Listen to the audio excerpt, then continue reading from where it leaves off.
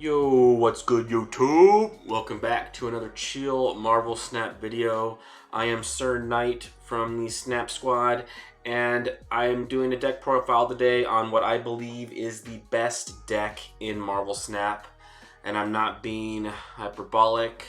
I actually honestly believe that this is the best deck in Marvel Snap. I have played some of the other decks, and they are also strong, like the Stature discard deck. Black Bolt Stature is very strong, but in my experience is not as strong as this simple good cards Dino Hawk. I hit Infinite yesterday. You guys could watch my Infinite video, and I said I primarily played Good Hawk Dino. Now this does not include my mobile games. It only includes my PC games. So I played a lot more games with this deck, and the story is the same. Whether I'm playing on mobile or PC, this deck just wins. It just wins, and continues to win. And I felt it was the best deck in the game, and I think I got a little bit of justification for that today when they released the over-the-air balances. They nerfed Rock Slide to a 4/5 to nerf Dark Hawk, and they specifically mention Dino Hawk. They don't mention by name Stature Hawk, right, or Bolt Hawk. They mention Dino Hawk. And I thought that was interesting because I felt that Dino Hawk was easily the best deck I've played this season. I think it's the best deck in the game, and I felt like I got some justification from that on the OTA releases today, based on the notes that Second Dinner left. So as you can see, I hit Infinite yesterday, and the winning has not stopped. I'm now 110. I just keep winning. So I'm going to show you guys a clip of me playing this deck, and it is an unedited clip, so I have not edited this video to pick the best games to show this deck off. It is just me winning and continuing to win. I stopped the video eventually because I can't have this video be too long, but it's unedited. I'll fast forward at times to save some time, but I just want to show you guys how good this deck is, kind of get the word out there. If you guys like this deck, go ahead and use it yourself. You do not need Iron Lad. You do not need to play Iron Lad, but as you can see, I have about a 70% win rate, and like I said, it's the same on mobile, nothing's different. I have about a plus 1.20 cubes per game rate, and 72 and 30, this is a 104 game sample, which is a fairly large sample size, but this is over double that if you count my mobile games, and I just continue to win whether it's on PC or mobile with this deck. I've played the Stature Bolt deck. It's very, very good. I have about a 60% win rate with the Stature Bolt deck, but this one's at a solid 70 and it has not rocked from there. So this deck to me is just the best deck in the game. You do not need to run Iron Lad. This is not necessary at all. I really enjoy this card. This was a card that I was planning on saving for and buying no matter what because it's a 4-cost. And playing 4-cost in Dark Hawk decks is just amazing because Zabu and also Quinjet. So you can get these down off into 2-cost, and he's just really good at the 2-cost. But you can simply replace Iron Lad with Cosmo. Really great option because this helps you protect your ongoings. You can throw Dark Hawk or Dino in the Cosmo lane, and it's safe from pretty much anything. So Cosmo's really strong. It also gives you some interaction with Galactus, but I haven't seen really any Galactus decks at all. Almost zero. Next to zero. So, but he does give you some interaction with Galactus. Right now, I'm just dead in the water to Galactus, unless I somehow, just outpower him with Dark Hawk, or somehow I give up priority and I can Shang him. There isn't really a lot of ways to beat Galactus, but like I said, I don't play Galactus. I haven't seen Galactus at all. If you don't want to use Cosmo in place of Iron Lad, you can just easily also add in White Queen. White Queen is just as good. I was playing White Queen before the Iron Lad launched, and she was kicking butt just as much as Iron Lad. Being able to scout your opponent's hand and see basically their win condition is super, super useful. You can easily play around it. You know what they're going to play. You know what their end strategy is. You get an idea of what your opponent is playing. Sometimes your opponent won't play a card until turn 4. So this gives you an opportunity to even see what your opponent is playing. Gives you so you know whether you should snap or not. You know, because if I pull a Doc Ock or I pull a Null or something from their hand, then I know that I'm playing Galactus and I probably shouldn't snap here. And also, like I said, it just gives you their win condition, so you can even use their win condition against them. If you've built up a better board, you can play their win condition and beat them. So White Queen has almost just as much utility as Iron Lad. I don't think that he's objectively straight better than White Queen. But I'm going to use him, of course, because I spent the 6,000 tokens on him, and so I'm going to play this guy, which he's really great. I've had a lot of fun with him, but like I said, you can easily just run White Queen, and she's going to be just as successful for you. A lot of these games in here are with White Queen, but Untapped GG does not, it just keeps a running tally of this deck, even when you change cards. It doesn't separate out the decks as you change them. It doesn't create new iterations of the deck in the stat list. So White Queen's great. So really the most expensive card in here is just Dark Hawk, and he is about to drop to Series 3 in like a week. So it's not going to be long before basically anyone can play this deck. Of course, you don't have to have Iron Lad. So very, very accessible deck, or maybe you even have Dark Hawk now, and you don't have Stature, and you don't have Jeff. You don't have that expensive Stature Bolt deck. Just run this, and you're going to beat that deck almost every time. So yeah, so let's go ahead and jump into the games, and we'll go from there. All right, so here's game one. Up against DK. It's Final Fantasy IV. I see this guy quite a bit. I always check the deck. I like to check the deck to see if I'm playing against Thanos, because Dark Hawk just eats up Thanos. But Subterranea is pretty advantageous for us. Of course, that location got nerfed today, so we won't see that as often. But this is a great example. This game here that we're watching is a great example of why this deck is so good. And in my opinion, one of the main reasons why is because Mystique is so good. You're going to see here, he just can't handle the power in 3 lanes. Right? Like, you know, you're not afraid of Shang. You're not afraid of Enchantress when you're playing this Dino Hawk deck, because you're gonna be massive power in all 3 lanes most likely. So it's really, really hard to counter this deck, you know, because I'm gonna drop Mystique and I'm gonna drop Double Sword in 2 separate lanes, and I have Iron Lad. So there's just so many things here. Like, when I drew Dark Hawk, that's when I snap.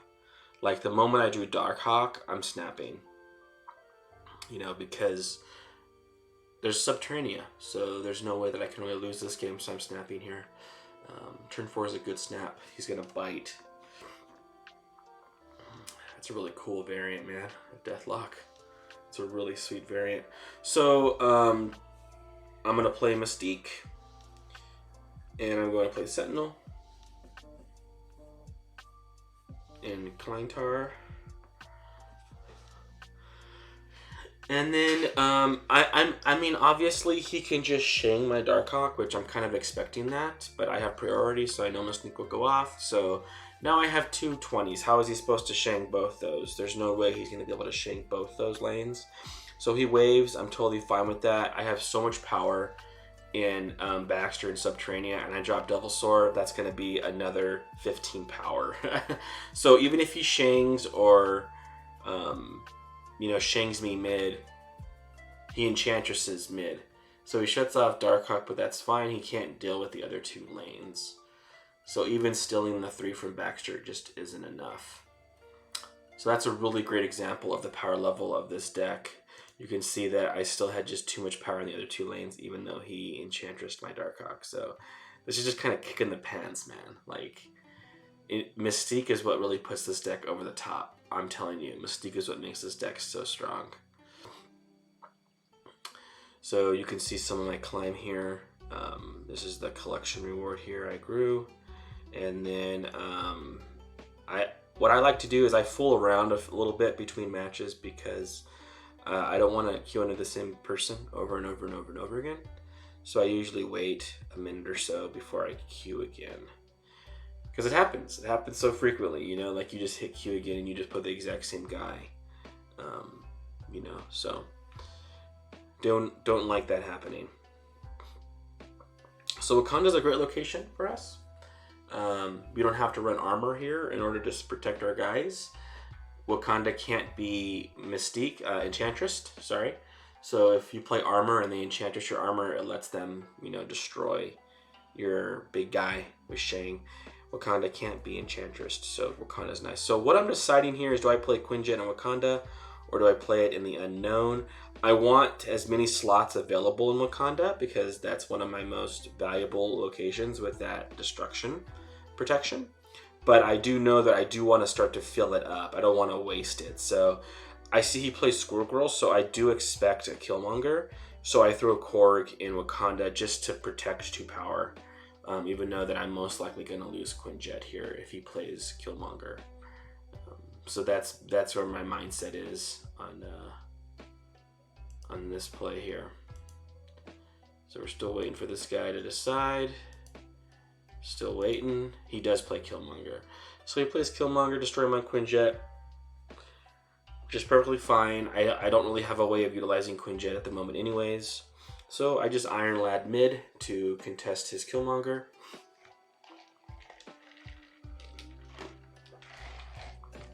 So we had District X. So that was a decent Krakoa. I'm not going to complain. My hand was really good. So it almost doesn't matter what Krakoa chose to do here. It was going to be a pretty decent outcome for me. So Rock Slide into... Isn't that weird? Isn't that bizarre? The Iron Fist happened, wasn't even revealed, and yet it punched my Rock Slide. Isn't that bizarre, dude? That's a weird interaction. So I was thinking about Devil Sword here, but Devil Sword would just be 8 power. And so Ultron's about that same exact power, 1 less, and he's going to fill over District X, which gives me a chance to win it. So he split his power. I knew I wouldn't win middle. I knew I wouldn't lose middle. He played that, but then he played a rock, so we win again. Ultron wins the game for us again. Game 2.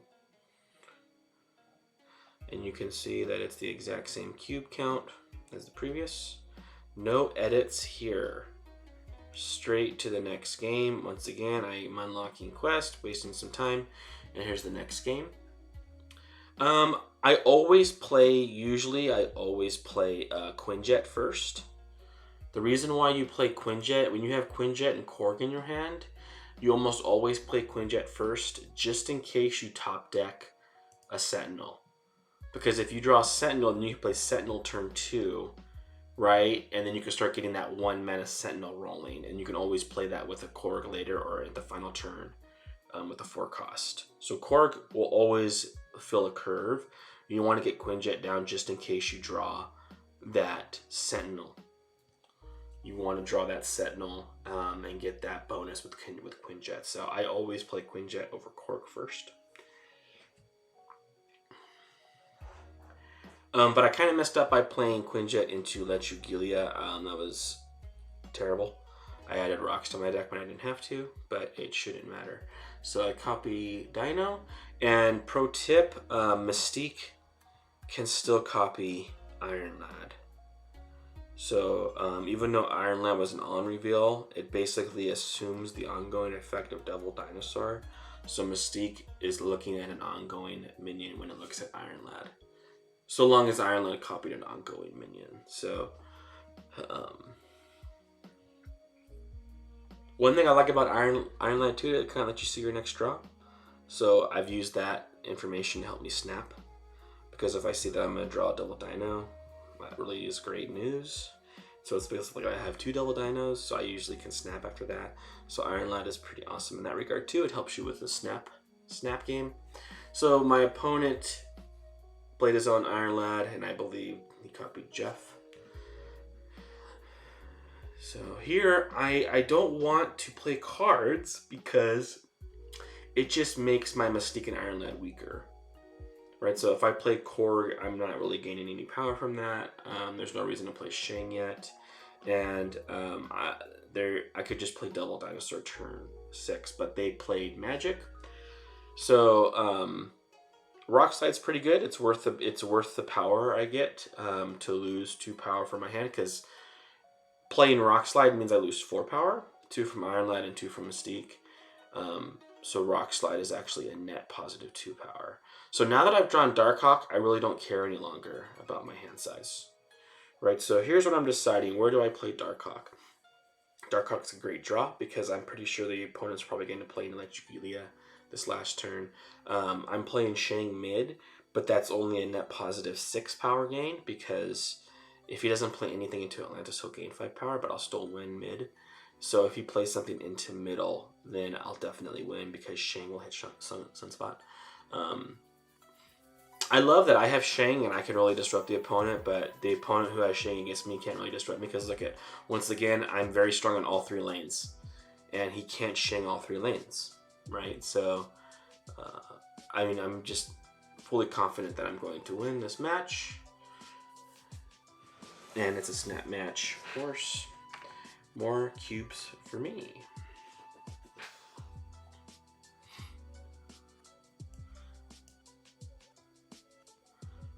Yep, feel really good about this.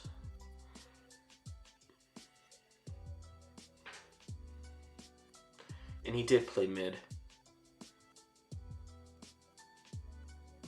She-Hulk. So I had so much power left that he almost lost with Infinite, and I was vastly favored right, so that's a victory for us. He was up by 2, I was up by 9. So once again, I'm wasting time here. Okay, next match. Ashley.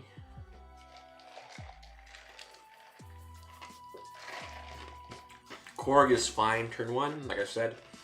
The only time you want to play Korg turn 1 is if you drew Quinjet. You should play Quinjet turn 1.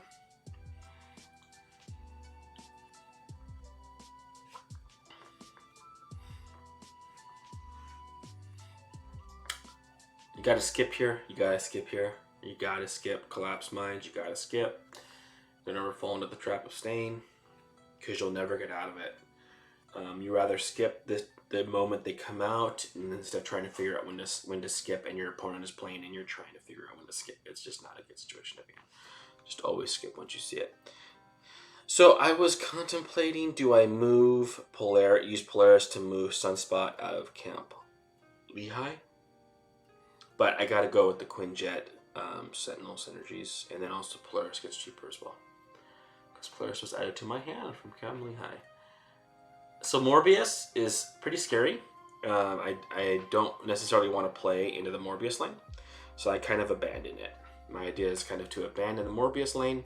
I only have Quinjet in there, so I don't have much power to give up.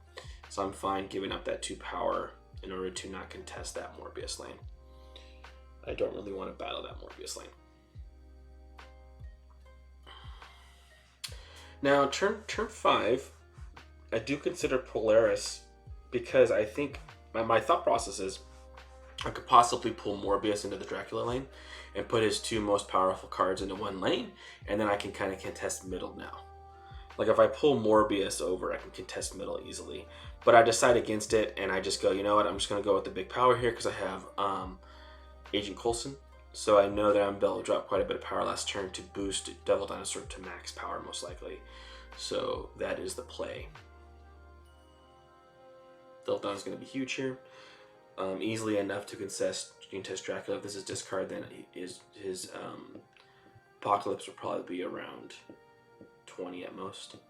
So Lady Sif's Apocalypse goes to 12. Now when he discards it, it's going to go to 16. If he plays, so I'm wondering if he's going to be playing MODOK here, which will boost his Morbius up by, his hand is 4, by 8 more, so it'll be 10. But Mystique will be at 12. So it's a pretty good contest. But yeah, once again, like I said, I abandon Collapse Mine because I don't really want to battle Morbius, and I just dump it all left. Like I said, I'm adding 16 power left, so that's going to be so hard to overcome. So hard to overcome. So I have very little fear of losing here. I probably should have snapped, but it's turn 6. Snapping turn 6 isn't usually the best. I'm really deciding where do I want to put the power of Coulson at. Is Dracula going to be too scary big? So do I put Coulson there just to guarantee I win, right? And I know that Mystique's going to be 12, so it's going to be 17. Even if they add America Chavez, we would win.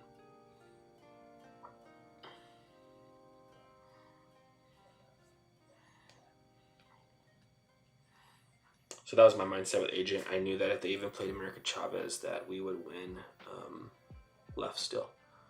If they played America Chavez left, we would still win. So that was the primary reason why I chose to put Agent Coulson in right, just to guarantee right, so no shenanigans could happen with Dracula.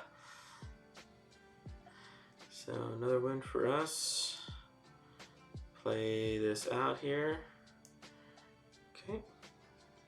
Black Cat. So when I see Black Cat, I immediately think Hela. So Sanctorum's not bad. Quinjet into Sanctorum isn't bad. A little power there. This is a game where you're going to see just how strong Agent Coulson is, to be honest. Agent Coulson carries this game. Because he gives you a 4 and 5 cost cards, and they get decreased by Quinjet, so they just become easily playable, and he just carries. So Subterranea helps us out with our Dino Hawk. Like I said, I continue playing this deck. I'm rank 110, even after the OTA changes, and those types of things aren't what make the difference here. This deck is just strong no matter what situation it's in. So I want to do White Fang left towards the end of the game. So my goal here is to fill up the right, so then I can play Sentry and White Fang. So Sentry and White Fang are the 2 cards that I added with Agent Coulson. So I'm going to try to abuse those effects. Ouch. He pulled a rock out. So I don't care if I just put Sentinel. I just want to close off the right so I can play Sentry left and not have to worry about the demon.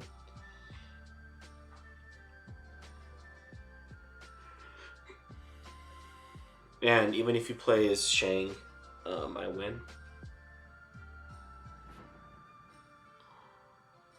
Here, like, I can still play something there.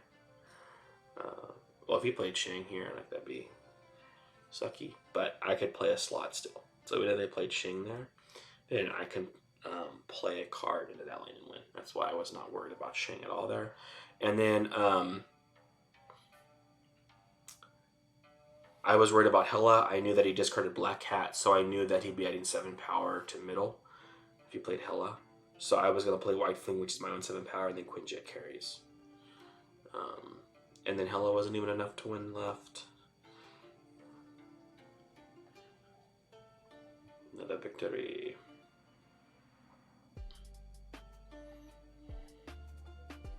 Just not enough power, man. Not enough power. Galdus. Quinjet. I don't usually like to blind location. I like to play into a location that I can see. I'm not usually the most comfortable playing a card and blindly into a location. Here's that Sentinel synergy. Quinjet into Sentinel. Which a great combo, man. Great combo.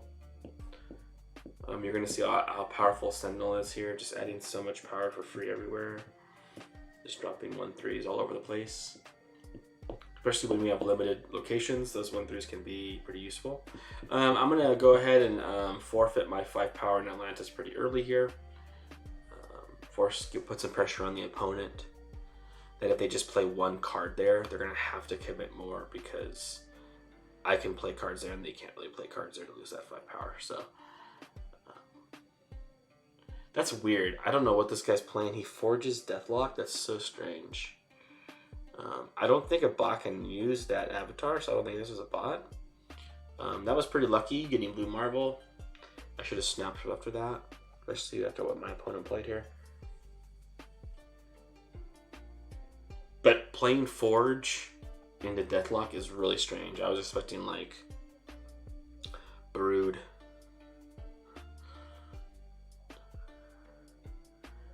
So I play Iron Lad right. I was a little unsure what order I should play this in, but I think Sentinel middle and Iron Lad right is the right play because I'm winning by 1 point middle, so I don't need to put the full 6 power middle.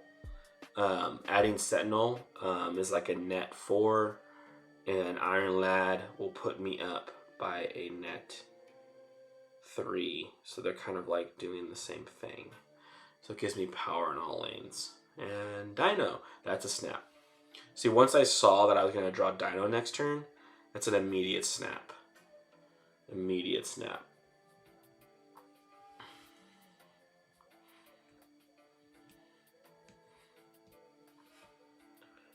Pretty straightforward play here. See, he has to play left to win, is what I was telling you earlier. Because I played cards in the left, I put pressure on my opponent to have to play cards left, but they don't want to play cards left because if they do, they lose 5 power in the late game. So I have the freedom to play left, he doesn't, so the opponent has to retreat. So those are the games I have for you all. I hope you all enjoyed them. Hope you enjoyed this video. Thank you so much for watching. If you guys enjoy the content, if you enjoy the channel, please consider subscribing. We'd really appreciate that. It encourages us and it gives us motivation to continue working hard for you guys. So thank you so much, and I will catch you guys in the next one. Peace.